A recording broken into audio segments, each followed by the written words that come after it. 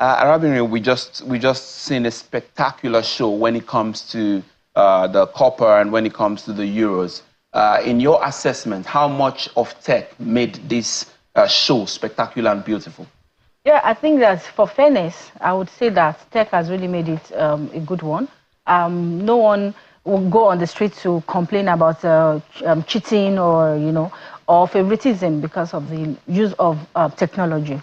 Tech is here, data is here, and it's our future, it's our reality, present and the future. So it has really helped football, especially the recently concluded tournament that we all watch and all that. So I think that introduction of the semi-automated technology and also the VAR, we have a VAR, the video assistant referee. We also have the assistant video assistant referee as well that was newly introduced to this tournament. So it's made it fair. No one can go out there now to complain. So technology has really helped in terms of officiating, in terms of even tracking the players' health, tracking of their heartbeat, their nutrition, the calories they take, and all of that. So I think it has really helped looking at the recently concluded tournament. All right, let me come to you, Babajide. You've just heard what Arabiri says. What's your take as regards the use of tech when it comes to the Euros and the COPA event which we have just concluded? Okay, so I'm concerned how the referees in the VAR room, how they are applying this technology, how they understand it, how they interpret in Euros and in the Copa America, 4 indices were used for VAR to check the goals, to see the incidents around the penalty area, of course the red cards, and then mistaken identity, whereby maybe a referee had given a player maybe possibly a yellow card, but it might be different. But how the referees are applying it is what I'm concerned about, because these days you get controversial decisions, and it happened in the Euros. There were as much as 51 calls from VAR. Then I was stunned that no decision from the VAR was rejected by any referee at the Euros. I remember in AFCON when you remember when we played South Africa, when Nigeria played South Africa, Osimhen scored a goal which would have given us the winner, the second goal. But prior to that goal, there was an incident involving Pesitao and Alassane Yusuf, whereby he had tripped the player. You could see how it was actually interpreted. So, but now I see there were more calls. Yes, there's a Cucurella, a handball, and all that. So I hope in the long run, technology will be able to be properly applied. If you look at offsides, for example, this is what I think. There is a millisecond whereby that time the ball is being taken away from the player, and then if you look at the position of the player maybe taking the ball, anything could change even in milliseconds. So I hope in the future referees will be able to get it right.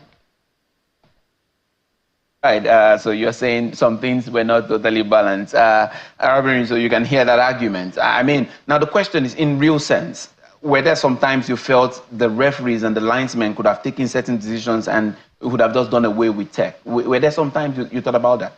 I think that tech should be used, should be applied, or yes, the linesmen or the referees could have their own decision based on their profession and what they think is right.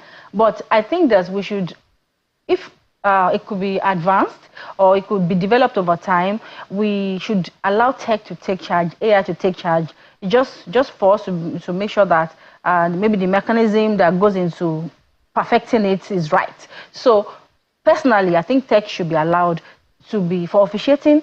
It will help to enhance officiating, even skills. It will help accuracy and all of that as well. So following what Babajide just said, like some are not accurate. I check people's opinion. We are both sport people. We follow up and all of that. So a lot of people are actually happy with this year's.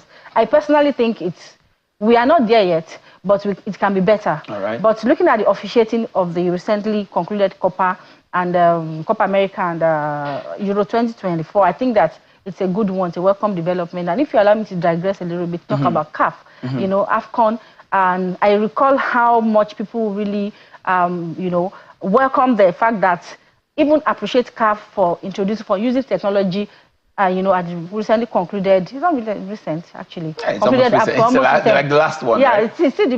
So I mean, it was 100% good.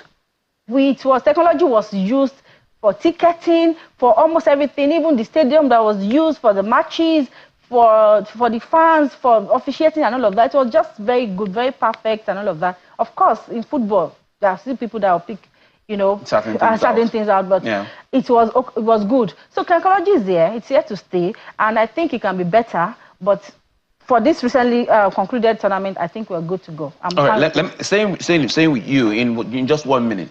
For a woman, how much do you think you needed more women to be involved in these tournaments? I think that we need to create more awareness.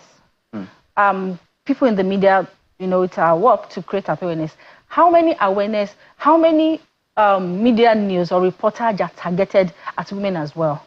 Because sometimes there are platforms that women also love to go, apart from sports, maybe academics, maybe for entertainment, maybe fashion and all of that. How are we using the focus of women, the women's target, women's choice platforms to also preach sports? It's not all about looking, shedding your weight, about the flat tummy, the tummy blast and all of that. It's not about health and wellness. What about being a true fan? So we need to create a awareness campaign that targets women. All right. Yeah.